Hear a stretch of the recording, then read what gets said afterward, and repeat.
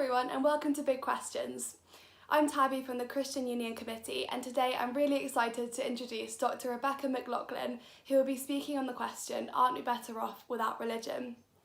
After a 25-minute talk, there'll be a 10-minute Q&A, so please do submit any questions that you have using our Google form found in the comments section of this YouTube live stream. So now over to Rebecca.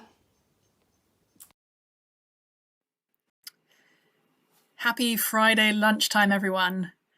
I am actually quite sad today because were it not for the COVID troubles, I would be actually properly in Cambridge.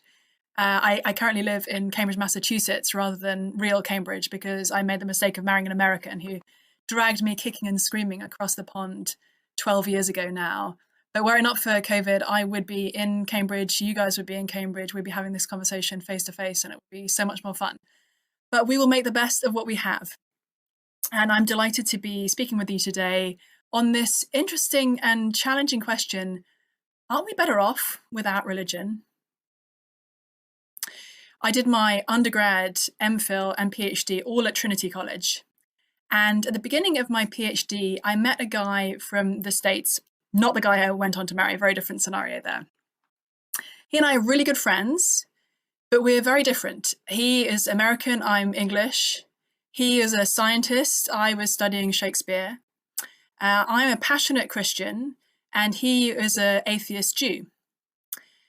And one of the upsides for me, actually, of living in Cambridge, Massachusetts, is that I get to live in the same city as this dear friend of mine. Again, he's now a professor of the natural sciences at Harvard, down the street here from me. And a few years ago, I invited my friend to an event at Harvard in which the agnostic chair of the Harvard Philosophy Department was in dialogue with New Testament scholar N.T. Wright. And after this event, I said to my friend, I know that you think that what I believe is crazy. His then girlfriend, who was a much gentler soul than either of us, said, oh, I'm sure he doesn't think that. I said, yes, he does. I believe that the entirety of human history revolves around a first-century Jewish man who died on a cross and was supposedly raised from the dead 3 days later. Crazy, right? My friend said yes. I said, the problem is, I think that you believe some crazy things as well. I don't know what you believe today, how you would identify in terms of your worldview, but it's possible that you, like my dear Jewish atheist friend, think that the beliefs of Christians like me and perhaps like a friend who may have invited you today to this strange online conversation are just kind of crazy. Or maybe you'd go a step further, like many of my friends actually who are not followers of Jesus, and say that religion isn't just sort of crazy and deluded, but actually is harmful. I don't know, maybe on the same page as the late Christopher Hitchens, who wrote a best-selling book called God is Not Great, How Religion Poisons Everything. And in our time today, because religion is such a massive catch-all category that scoops up everyone from the ISIS fighter to the Amish farmer, I'm going to focus the question down a little, and I'm going to focus it on the world's largest religion, the religion that at least 1 in 3 people in the world at least claim to be affiliated with, the religion that actually is the most racially and culturally diverse, the religion from which what we now call science originally sprang. And I'm going to ask the question, aren't we better off without Christianity? I want to argue that the answer to that question is no. And there are 4 reasons I want to give. The first is that Christianity is good for you. Second, that Christianity is good for us. Third, that Christianity defines goodness. And fourth, that Christianity might just be true. So number 1, Christianity is good for you. New atheists like Richard Dawkins and Christopher Hitchens have hung their hats on scientific and empirical evidence for the claims that they make. But the irony is that the data actually does not support their hypothesis that religion poisons everything, quite the reverse. In 2016, there was an op-ed published in USA Today, one of the major American newspapers, by a Harvard professor called Tyler Vandervelde. Now, Tyler is a professor at the Harvard School of Public Health, and his particular focus is on the mental and physical health benefits of regular religious participation. The op-ed begins like this: if one could conceive of a single elixir to improve the physical and mental health of millions of Americans, what value would society place on it? And Tyler went on in that op-ed to explain the multiple mental and physical health benefits of regular religious participation. We all know that smoking is bad for us, but it turns out that stopping smoking and starting to go to church are equivalent health interventions. We all know that we should eat more fruits and vegetables, but it turns out that regular religious participation is actually as good for our physical health as eating more fruits and vegetables. It turns out that people who go to church once a week or more are happier, healthier, and longer lived than those who don't. In fact, they did a study on the longevity of people who regularly participate in religious services, and it turns out that people who go to church once a week or more have 20 to 30% reduced mortality over a 15-year period. Now, let me be clear, this effect is not exclusive to Christianity. It could be going to Jewish religious services once a week and see similar effects. But it is actually specific to religious participation. So going to a golf club once a week and engaging in a shared activity with the same group of people doesn't seem to have the same effect. So from a purely scientific and empirical basis, according to the top scholars on these questions at none other than Harvard down the street here, Christianity, regular church attendance, at least, is good for you. Now, just to be clear, going to church once a week or more doesn't make you a Christian. We'll come to that later in our conversation today.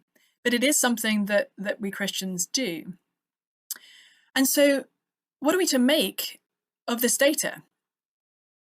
A few years ago, I was at a conference with a man called Francis Collins, who is the head of the Human Genome Project, the project that first mapped our DNA, and is now the head of the National Institute of Health in America. And I asked Dr. Collins whether he thought, given this data, that secularization was a public health crisis. And he actually agreed. And Collins himself has an interesting story. He grew up in a non-religious home. And when he was a student at Yale University, he transitioned from kind of agnosticism, not really being sure, to a more specific atheism. But then after Yale, he went on to be a junior doctor practicing in a hospital. And he started to encounter people who were intensely suffering. And one of the things Collins noticed was that some of his patients, those who had Christian faith, seemed to have a way of dealing with their suffering that he envied. There was one particular woman, an older woman, who was suffering from severe and untreatable chest pain. And she was crying out to Jesus in her distress. And this woman shared her faith in Jesus with Dr. Collins. And then she asked him a question which he found very unsettling. She said, "Doctor, what do you believe?"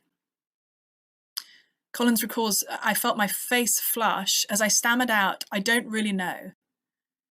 He left the room as quickly as he could.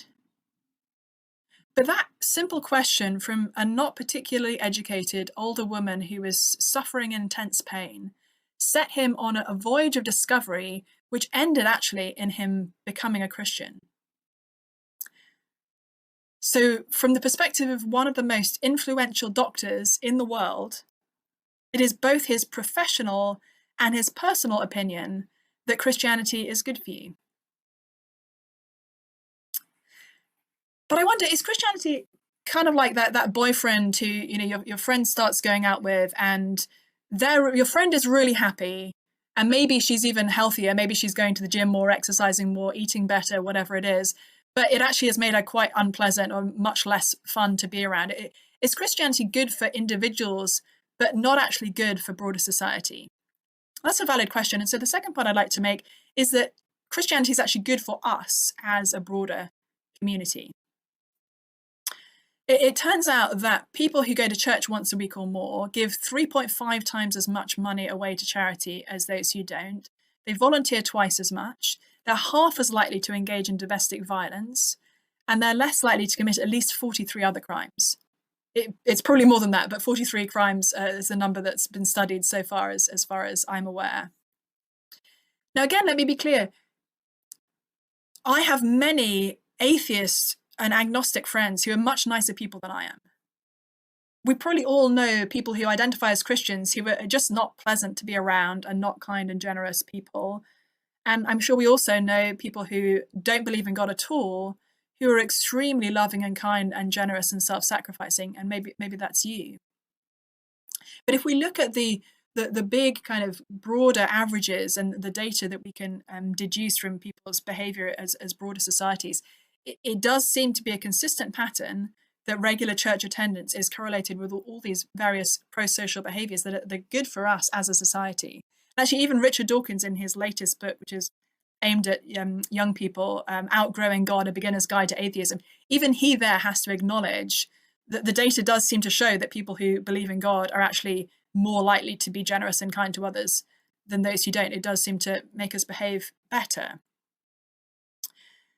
But this raises actually another even more profound and troubling question, which at first might sound like a stupid question, but the more we think about it, the more we might realize that it's not. And that is, what does it even mean to be good?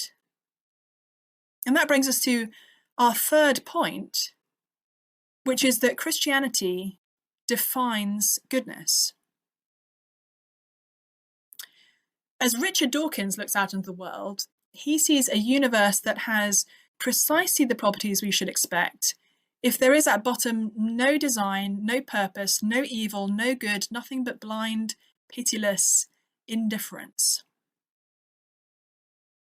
And the more I read of atheist and agnostic leaders and intellectuals today, the more I realize that actually they don't believe in good and evil any more than they believe in God.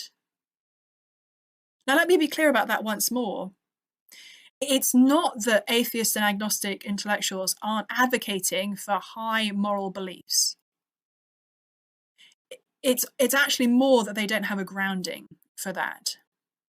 And I'm going to read to you for brief quotes from a couple of books to make this case. The first is from a book by an atheist philosopher called Alex Rosenberg. He wrote a book called The Atheist's Guide to Reality, Enjoying Life Without the Illusions.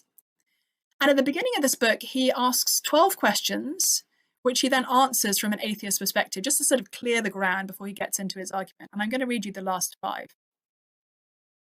Question: is there free will? Not a chance. What happens when I die? Everything pretty much goes on as before except us. What is the difference between right and wrong, good and bad? There is no moral difference between them. Why should I be moral? Because it makes you feel better than being immoral.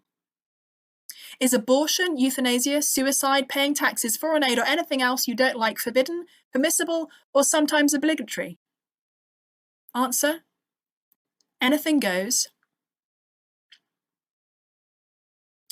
When atheist authors are honest with us, that is what they tell us. Last year, I reviewed this book called Atheist Overreach, What Atheism Cannot Deliver. It's by a sociology professor named Christian Smith, and it's published by Oxford University Press. It's a very respectable academic book. And one of the questions that Smith is addressing in this book is whether today's atheist and agnostic intellectual leaders are giving us any compelling reasons for their high moral beliefs. For example, their beliefs in universal human rights, human equality, care for the poor, etc. And this is Smith's conclusion.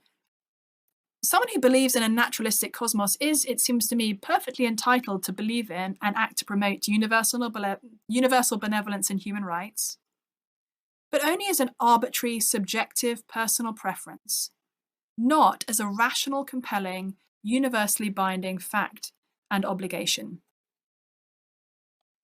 Do you see what he's saying there? Somebody with a non-theistic worldview can say rape is wrong, but only in the same way that I can say olives are disgusting. It is a subjective, personal preference. The reality that atheism doesn't ground actually our deepest moral beliefs dawned gradually for one of the few people who knew both me and my husband before we knew each other. My friend Sarah Irving Stonebracker is now a history professor at university in Australia. She was a convinced atheist when she came to Cambridge to do her PhD. She was a convinced atheist when she went to Oxford to do her postdoc. But while she was at Oxford, she went to a series of lectures by atheist professor of philosophy, Peter Singer. And Peter Singer is a very smart man, very consistent thinker.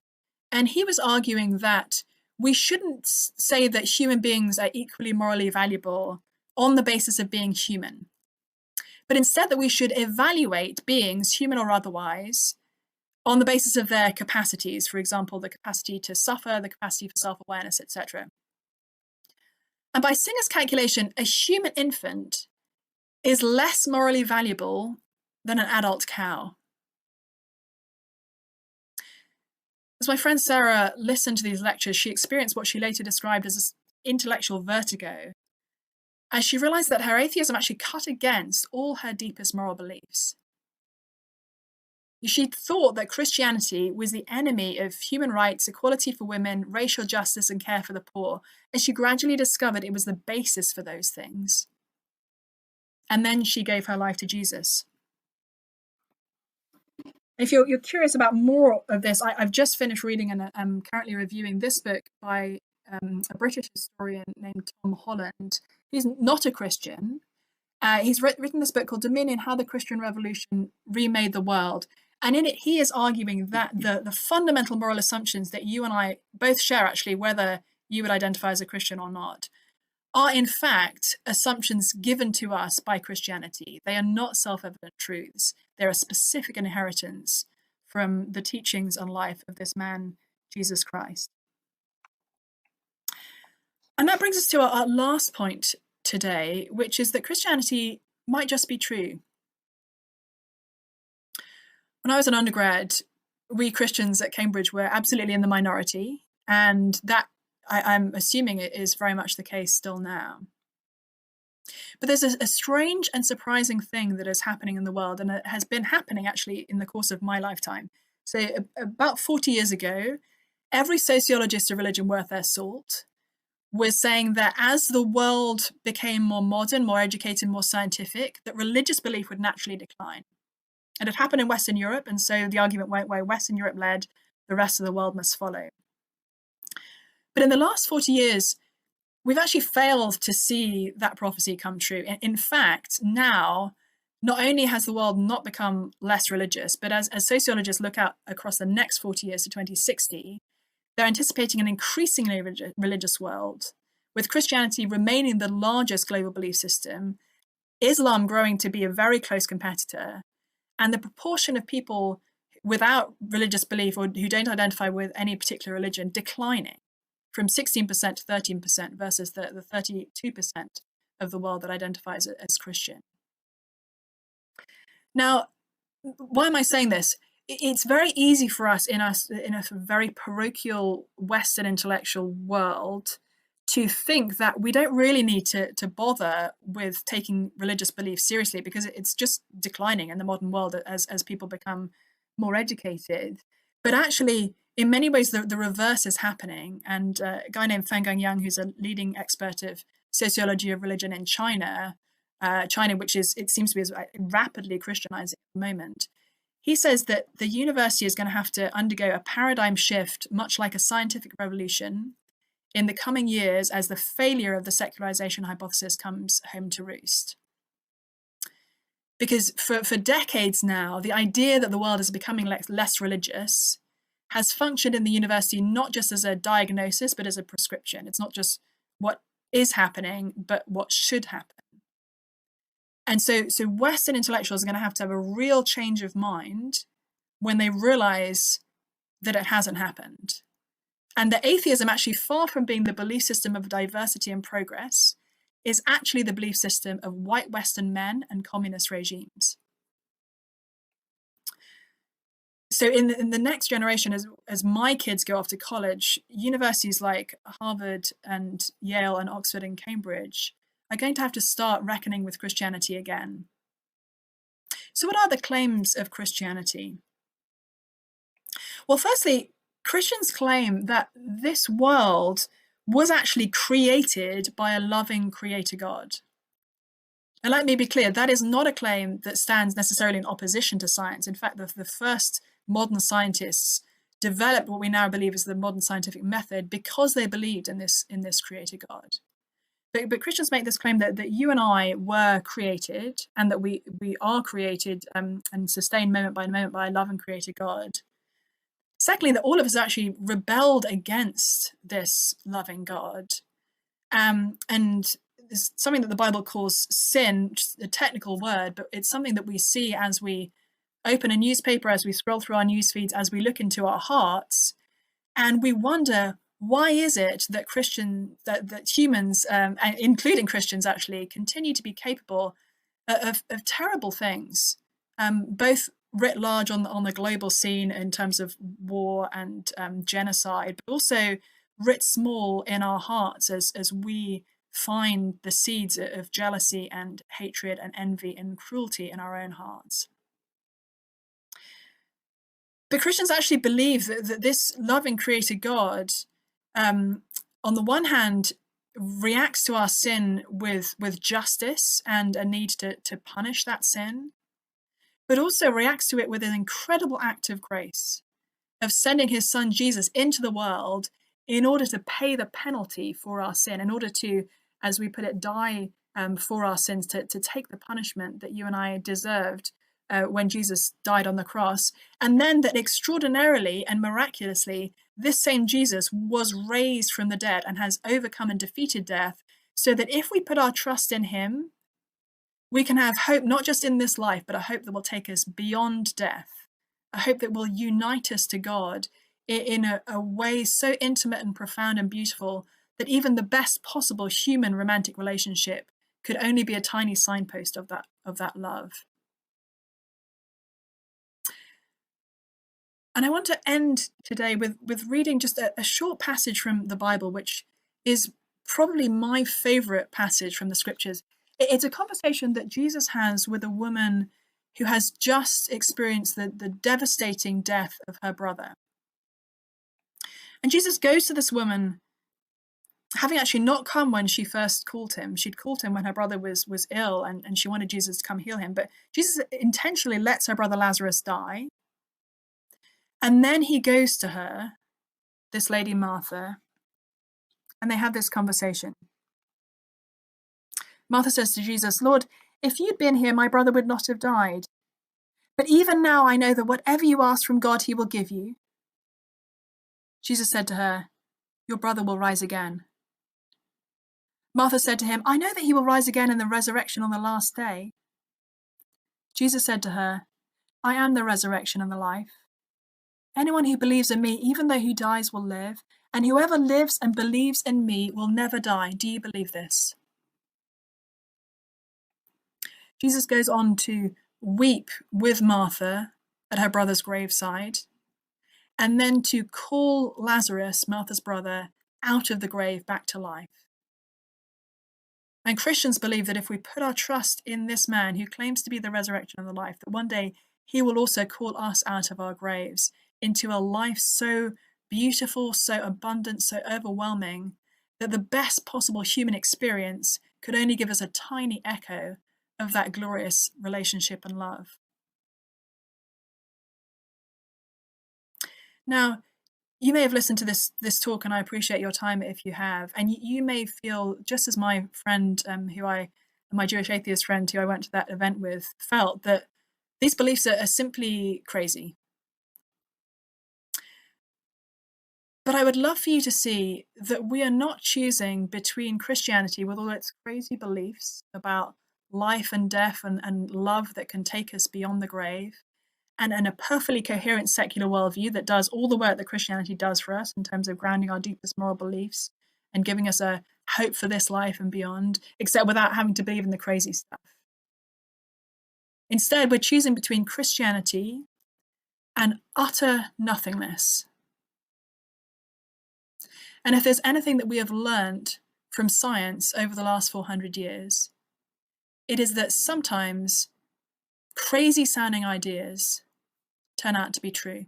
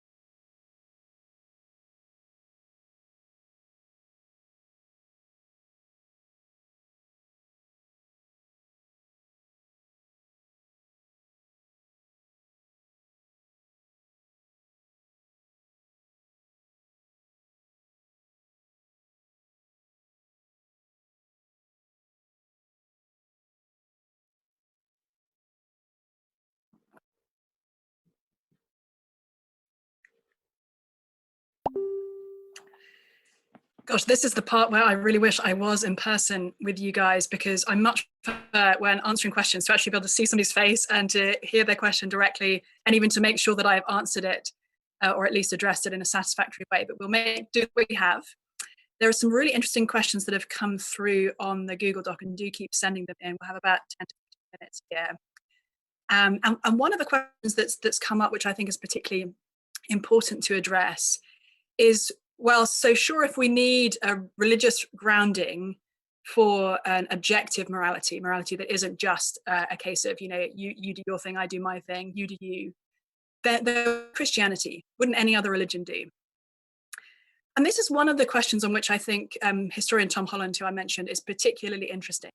And again, he's speaking as not a Christian, though he's actually considering right now whether to become a Christian, partly because of all the work that he's done, the historical research that he's done. And what he's arguing really specifically is that the kinds of moral truths that you and I probably, however we would identify, whether as a Christian, an atheist, agnostic, or are not sure, those moral truths in particular are Christian moral truths. And that it's really hard for us to recognize that. So we could derive an objective morality that isn't just dependent on our opinion from another religion, but it wouldn't necessarily be one where, for example, the poor and the weak and the sick and the marginalized were brought into the center of moral consideration. It wouldn't necessarily be one where we were called to care about people who had nothing to do with us, who lived in a completely different country, came from a completely different family, had a completely different background. Jesus's ethical teaching about loving not just your friends and your family and your clan and your country, but actually loving your enemy, is profoundly counterintuitive for humans. It seems to us to be something that might kind of naturally bubble up from the ground, morally speaking. But it actually isn't. That's only because we've been so shaped by the Christian history of the West that we can't kind of see the air that we're breathing, if that makes sense. So whereas it is true that we could get an objective morality from another religion, for example, Hinduism or Islam would be the two largest kind of religions in terms of competing with Christianity, just numbers wise, it would actually be a different kind of moral framework. And if you and I were to sit down together and work through the different pieces of that, even if you right now identify as an atheist or agnostic, I'm pretty sure that you would actually agree that Christianity is pointing us in the best direction when we compare it to other religious frameworks. Now, the one exception to that, or the one sort of question mark over that is, well, what about Judaism? And clearly Christianity sprang absolutely from Jewish soil, and in many ways that I think modern day Christians don't even fully grasp, that Christianity is a profoundly Jewish religion, actually. So the seeds of Christian morality are very much present in the Old Testament, or the Hebrew scriptures, and that my Jewish friends would recognize as well. But there are also specific contributions that Jesus makes, both in his teaching and in his life and death, and in particular in his death on a cross, meaning that the most despised, rejected, slave-like figure in terms of Greek and Roman thinking, a man dying on a cross, was actually the hero of the story, the God of the universe, the creator. That counterintuitive truth kind of stands at the center of Christian ethics, and makes us think in the ways that we do. And that question actually that answer leads us on to the answer to another important question that's come up, which is, well, what about the wars caused by religion? What about violence done in the name of religion? That's, again, a very important thing for us to address. What's interesting is even the ways that we judge how people have behaved in war situations, or how different countries have approached war, we're actually judging by Christian standards. Now, let me explain that a second. You and I think that conquering another country and wiping out as many of their people as one might wish to wipe out is profoundly kind of morally abhorrent. We can understand maybe the idea of a just war, or going into war with massive reservations, morally speaking, but feeling that there was a moral imperative to do so. So, for example, in the Second World War, many complicated things going on, but just oversimplifying the situation to say there's a regime which is systematically exterminating Jewish people. Should those of us who may not be Jewish ourselves and may not even be involved in the situation directly, should we step into that to help, and should that be something that we'd be willing to kind of put real force behind? Probably, I would agree that there's a good moral answer to that could well be yes. But the idea that what the Nazis were doing was fundamentally, profoundly wrong, i.e. wiping out an entire group of people who they wanted to kind of alienate from themselves, is morally wrong. Again, that is something that has been stitched into our psyche by Christianity.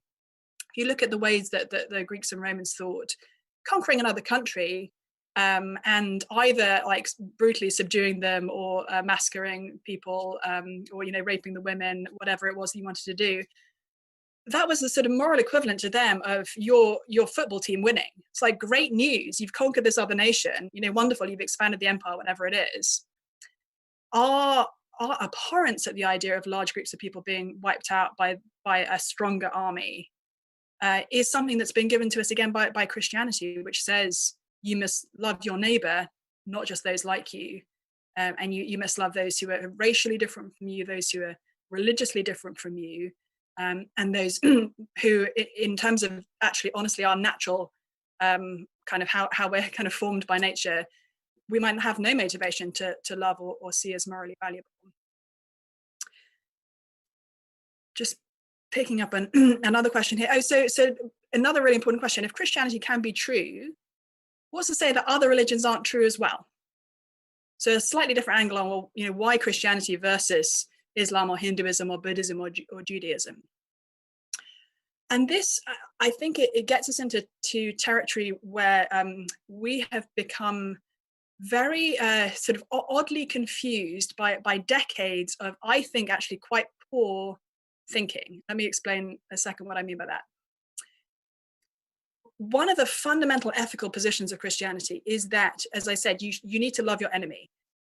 Now, that obviously includes loving people who think differently than you do. But we have somehow got ourselves into this mental space where to disagree with somebody profoundly is kind of equated to being disrespectful to them, unloving to them, uncaring about them, like essentially acting in some sort of hostile way towards them. But my hope is that in your time at Cambridge so far, you've been able to engage in really like rigorous conversations with people who you disagree with about all sorts of things. You know, maybe you have a political disagreement with a friend, or maybe you're disagreeing about a historical situation, or maybe you're arguing about like a film where you've both got very different views of it. I find that the people who I argue strongest against are actually the people I respect the most, because I respect their ideas, and I think, oh, you know, this friend of mine is really clever and has really thought about these questions. I disagree with them, so it's important for us to have a robust conversation, because I want to learn. I want to sharpen my own thinking. Maybe I'll change my mind. Maybe they'll change theirs. And we're used to doing that in various fields and kinds of conversations, at least to some extent.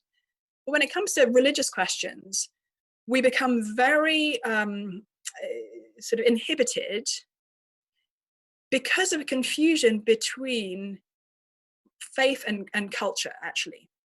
So it's important to recognize that, you know, if I'm engaging with a friend from an Indian background family, that she and I will have different kind of cultural interests. Probably we'll have been raised with different food, although actually I grew up eating a lot of Indian food, so slightly a bad example. But you can imagine a situation where you're engaged with a friend who's got a very different cultural background to you.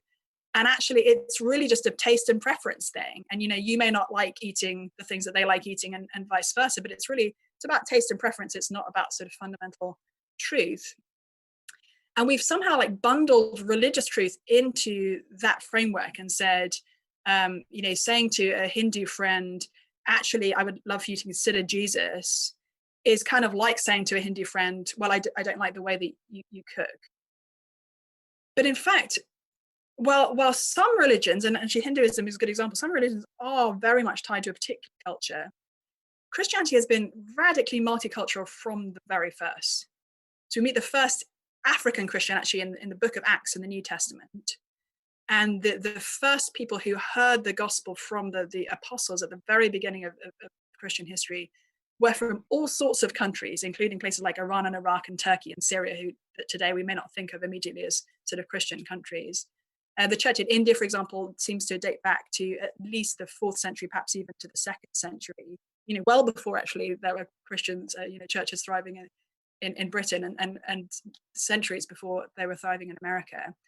So we're actually dealing here with Christianity is making universal truth claims about who Jesus is, and it's the most multiracial, multi-ethnic, multicultural, geographically diverse belief system in the world.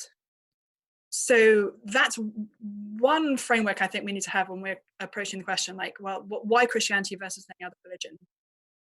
And another is to say, actually, if we say, well, Christianity can be true for me, but Islam or Hinduism or Judaism or Buddhism can be true for you, then we end up throwing out the entire concept of objective truth.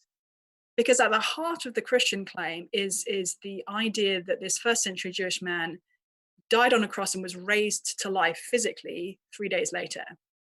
And even if we just look at the 3 great monotheistic religions, so Christianity, Islam, and Judaism, they actually disagree about that historical claim. So Christians say that Jesus died on the cross and then was raised 3 days later. Jews and Hindus and Buddhists and atheists, for that matter, say that Jesus died and just stayed dead. And Muslims say he did not die but seemed to. So whereas we may say, well, it was a long time ago, how can you possibly know exactly what happened? Well, we can for sure say, and all of us hopefully agree, that either Jesus was raised from the dead or he wasn't. It's a historical claim. And so if Jesus was not in history literally raised from the dead, then Christianity is dead in the water, and you don't need to give it any more thought. But if Jesus was literally raised from the dead in history, then he is who he says he is, which is the creator of the universe and the rightful king of every single one of us. So, and I don't think having that conversation, and I've had those conversations with Jewish and Muslim and Hindu friends and Buddhist friends, sure, we can approach people disrespectfully, saying, actually, I think you're mistaken about a fundamental truth here. But it certainly need not be a disrespectful thing. In fact, it can be the most respectful thing to do, is to try to persuade somebody to change their beliefs, because it shows that we're treating them as an adult with the ability to choose what they believe. I think we're running a little short on time. Do I have a few more minutes? I'm looking to my, or should we wrap up here? Looking to my tech friends. One more question. Okay. Let me see here. Doesn't Christianity, like other religions, endanger society somewhat by legitimizing toxic power relationships, which are then exploited by sinful humans? This is a really important question. We humans are fundamentally, at least according to the Christian account, and I think this actually maps very well onto my own personal experience of myself and my inner thoughts, and also onto how, if you look at humans from a sort of psychological perspective, we will quickly take the power that we have and use it to exploit other people. And I see that I've got 3 kids who are 9, 7, and nearly 2. And I see it in particular in my nearly 2-year-old, because he hasn't been through all the socialization that the kids need to go through. I don't need to teach him to steal other kids' toys. I need to teach him to share. Like, actually, what naturally comes out of him is, I'm stronger than you, I'm going to grab your toy and take it away. And we see again and again, both as, I think, in our own hearts, if we're brutally honest, in our own society and in other societies, as we look through history and the terrible things that people have managed to do to each other. We see this fundamental human inclination to, as this questioner has put it, have toxic power relationships and use them to exploit other people. Now, the question then is, well, does Christianity sort of bolster this impulse in us? And I would want to say no. Christianity actually humiliates that impulse in us. And again, that is partly because at the very center of Christianity is the most powerful man who has ever lived, the claimed creator of the universe, dying the most humiliating and painful death ever died. Jesus, in his death, turned on its head all our natural ways of thinking about power and how the powerful should relate to the weak. Because in Jesus, the incredibly strong died for the sake of the incredibly weak. The incredibly morally good died for the sake of moral failures like you and me. And Jesus modeled that, and he also taught it. So there's this moment the night before Jesus died where he took off his outer clothes and he wrapped himself in a towel. He basically dressed himself up as a slave, and he started washing his disciples' feet. And his disciples were horrified. Like, why would their Lord be doing this to them? It should be if anything, it should be the other way around. And Jesus' response to his disciples here and on other occasions is to say, no, everybody else thinks like this, that the important person kind of comes first and has power over the less important. But actually, we're doing things the opposite. Jesus says, even the Son of Man, talking about himself, didn't come to be served, but to serve and to give his life as a ransom for many. So we have this radical power inversion in Christianity, which actually, I think, speaks to that deep human impulse to exploit power over others, and says, take that and flip it on its head. If you have power, use that power to serve. It's been a complete pleasure to be with you, even though I'm not physically with you. And I wish this were in person. I'm hoping, if COVID allows, that I'll be coming to Cambridge in the flesh next February to do some more talks. So if you've joined this conversation, I would love to meet you in person then and hear your questions more directly. Thank you, Rebecca, for such an interesting talk. We'll be back next week in the same time and place to hear from Ollie Lansdowne on the question, is eternal life just wishful thinking? In the meantime, I hope you have a good week wherever you are, and feel free to check out any of the old Big Questions talks on this YouTube channel. Goodbye!